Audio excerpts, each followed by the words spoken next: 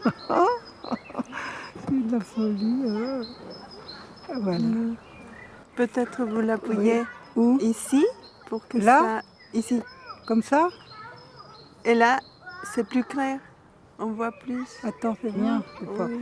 Mais là, voilà. À les voir aussi complices, Voilà, normalement, difficile je de dois s'imaginer pouvoir- qu'il y a voilà, encore voilà. quelques semaines, Anna, Paulina et Nadine ne se connaissaient pas. Équatorienne, Anna Paulina est venue en France pour y reprendre des études en Peut-être qu'il faut communication. le faire, comme Nadine ça. est retraitée.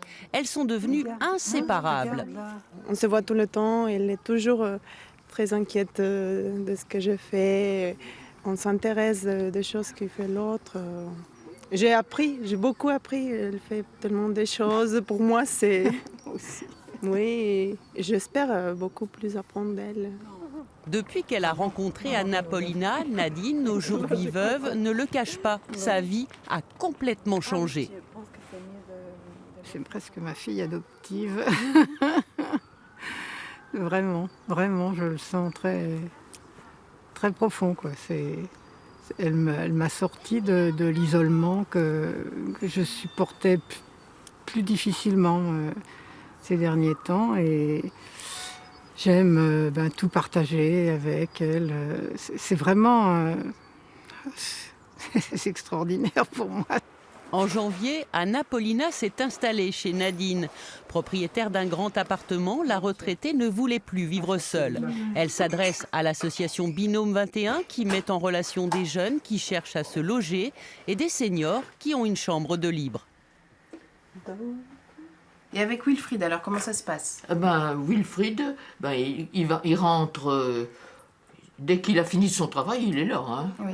Depuis sa création en 2011, l'association a mis en place une soixantaine de cohabitations intergénérationnelles qui n'ont rien à voir avec une location chez l'habitant. Ce qu'on dit souvent aux personnes que l'on accueille et qui sont accueillies, ce n'est pas du tout l'hôtel, c'est pas un simple mode d'hébergement, mais c'est vraiment une expérience aussi humaine, tant pour la personne accueillie que pour la personne qui accueille.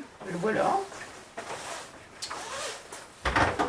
Bonsoir Josette, Bonsoir Wilfried. vous allez bien? Wilfried n'est pas étudiant, il travaille mais vit chez Josette depuis le mois d'octobre. Contre une participation aux frais de quelques dizaines d'euros par mois, il s'est engagé à passer toutes ses soirées de la semaine auprès de l'octogénaire. Josette, elle a eu une vie, plusieurs, et elle se raconte. Du coup, elle est aussi en demande de me connaître, ma vie, mes enfants. Donc, c'est des sujets de conversation. Voilà, c'est un échange. Et puis c'est sympa aussi de rentrer le soir et puis d'avoir une discussion à faire à quelqu'un, sachant que c'est profitable pour les deux. Donc, c'est gagnant-gagnant. Tous les vendredis, Wilfried quitte sa petite chambre pour retrouver sa famille à Belfort. Il cohabitera avec Josette jusqu'en août, mais tous les deux devraient continuer de rester en contact parce qu'eux aussi ont créé de vrais liens en faisant toit commun.